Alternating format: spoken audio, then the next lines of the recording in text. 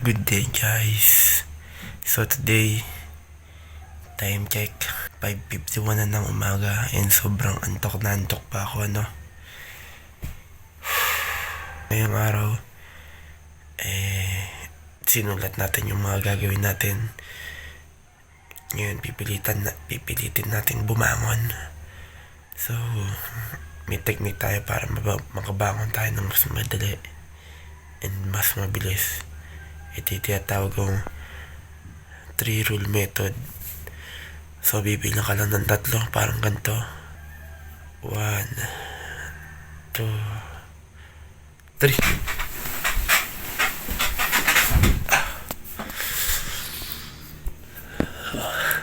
Diba?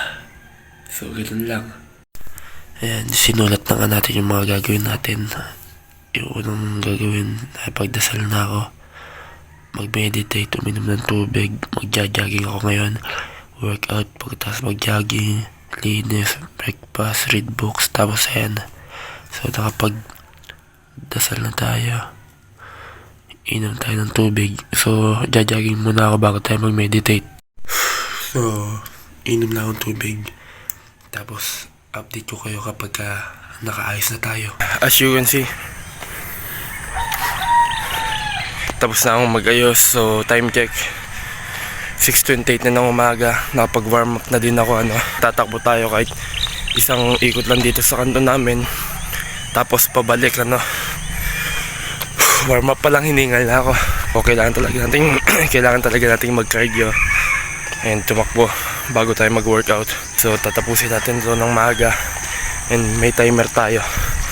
So yun, tapo tayo. So, ito yung advantage mo sa karamihan kapag maaga ka gumising So, look at that.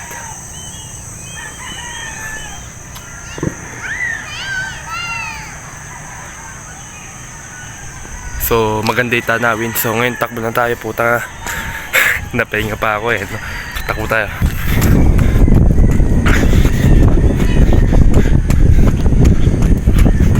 Siyempre, as you can see, hindi ko i-video lahat ng takbo ko kasi mapupull storage tayo. So, kailangan nating i-cut to. So, update ko kayo mamaya pag tapos na ako at nakauwi na nga ako Hindi ko napakita yung time pero naka 3 km din ako. 28 minutes akong tumatakbo. So, ngayon naman, magkakape muna tayo bago mag-workout. Nakapagtimpla na tayo ng kape, tapos pagkakape natin magme-meditate tayo, tapos magbabasa ng libro, tapos magbo-workout, puro na lang tapos. And syempre, after ng mga yon, mag-recreate na tayo ng content sa Black App. So, yeah. Sak Lorenzo. As you can see, nasa school ako, kung makikita nyo, ayan. Sa kadahilan ng kinuha ko yung kapatid ko. Kinuha ko yung card ng pamangkin ko. So, ngayon, on the way na kami pauwi. Tapos, doon ko lang itutuloy lahat ng ginagawa ko. So guys, kumakain ako. Nakakain kay Jury, kalakas. Baka mahinangan lang talaga yung signal dito para alam nila. Baka alam nila okay yung signal dito. Ano ka lang ah? Si bagong lakad. Ito na mama. Ganyan siya kanina. Sa YouTube ko lang ila-upload ko. Ganun na. Pagka namatay ako, i-search nyo lang YouTube ko na. Nandun lahat ng ginagawa ko. Pero mamamatay ka. As you can see, gabi na. Nakatulog ako and yun, di pa tayo nakakapagbasa. Sobrang nag-procrastinate tayo ngayong araw. Pero okay lang yun kasi gumawa ako ng video. Pa-upload ko na sa TikTok, pero isa lang yun. Di pa din tayo nakakapagbasa. And yun. And di pa din tayo nakakapag-workout Di pa ako napag-workout. Tapos ano pa ba yung gagawin ko? Tapos na babad trip pa ako kapag nakikita ko tong taong to. Ngayon lilipat ko yung aso ko. Hello kayo guys. Hello. Sila. Ayun yung mama. So, balitaan ko na kay mamaya. Kakain na ako.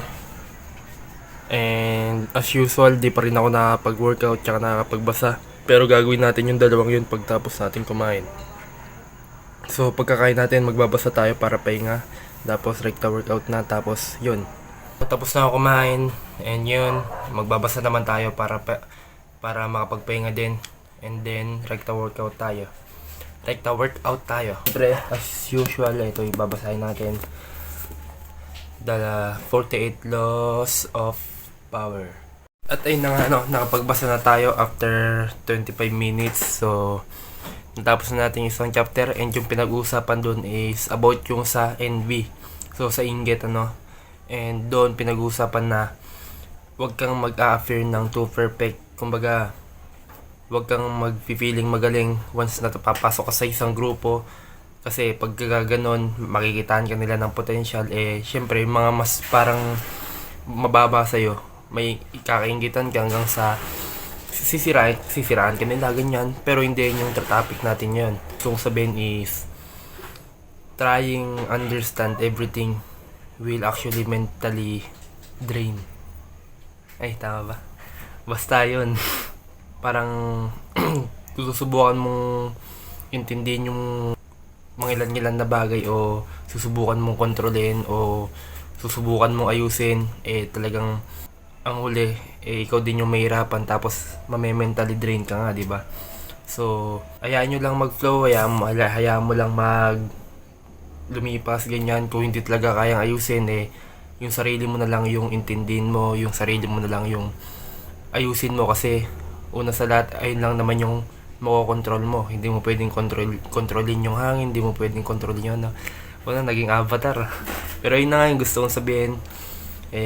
Kung hindi talaga kayang ayusin yung mga bagay-bagay sa paligid mo, yung sarili mo lang yung ayusin mo, yung reaction mo, yung mga actions na gagawin mo, okay, yung pananalita mo, kung ano yung sasabihin mo sa iba. So yun lang naman sa araw na to. Ayun yung gusto kong sabihin, and ayun yung na-realize ko sa araw na to.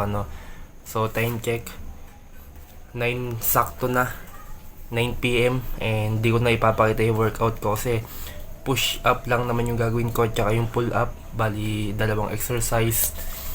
And yun, edit ko pa to. Hanggang dito na lang muna, and see you tomorrow. Peace out.